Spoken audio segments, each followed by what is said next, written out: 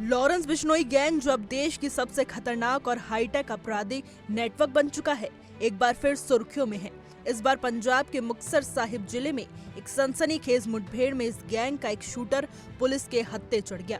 Malout Abohar road bypass पर शनिवार देर रात करीब 12 बजे सीआईए मलोट टीम और गैंग से जुड़े इस अपराधी के बीच जोरदार मुठभेड़ हुई। पुलिस की जवाबी कार्रवाई में आरोपी की टांग में गोली लगी, जिसके बाद उसे मौके पर ही गिरफ्तार कर लिया गया। गिरफ्तार आरोपी की पहचान अभिषेक के रूप में हुई है। दोस्तों, आपको बता दें कि प्रारंभिक जांच में सामने आया है कि अभिषेक लॉरेंस बिश्नोई गैंग से जुड़ा हुआ था और हथियार सप्लाई करने का काम करता था। इतना ही नहीं, उसके खिलाफ हरियाणा में लूटपाट के 2 संगीन मामले दर्ज हैं और उसकी तलाश में हरियाणा पुलिस पहले से लगी हुई थी। डीएसपी रमनप्रीत सिंह गिल के मुताबिक सीआईए मलोट की टीम देर रात रूटीन गश्त पर थी। जब पुलिस की टीम मलोट अबोहर बाईपास पर एक पुल के पास पहुंची तो वहां एक युवक मोटरसाइकिल पर आता हुआ दिखा। देर रात एकांत जगह पर उसका यूं आना संदिग्ध लगा तो पुलिस ने उसे रोकने की कोशिश की, लेकिन पुलिस को देखते ही उसने बाइक तेज कर दी और भागने की कोशिश की।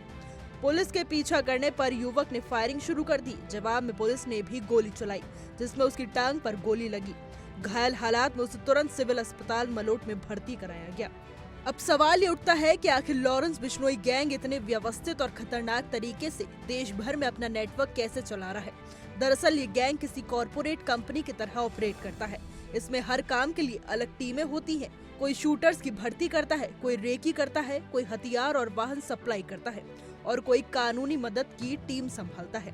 गैंग में शामिल ज्यादातर लोग युवा होते हैं, जिनका क्रिमिनल रिकॉर्ड या तो बहुत हल्का होता है या होता ही नहीं।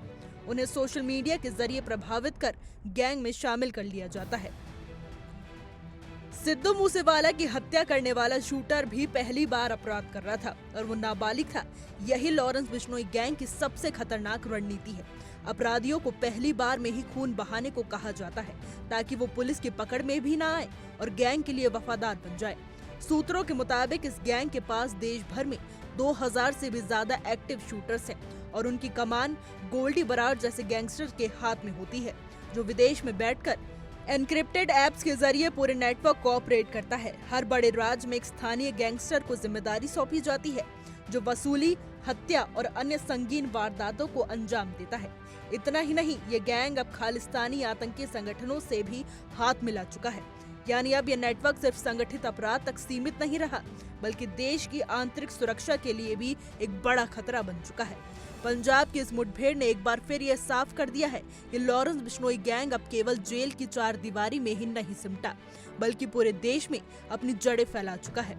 पुलिस की सफलता भले ही एक राहत की खबर हो, लेकिन यह भी याद रखना जरूरी है कि इस गैंग की पहुंच, प्लानिंग और नेटवर्क कई ज्यादा गहरी है और इसके खिलाफ लड़ाई लंबी होगी। हमारी आज की रिपोर्ट में बस इतना ही। कैसा लगा आपका हमारा वीडियो, कमेंट करके जरूर बताइएगा।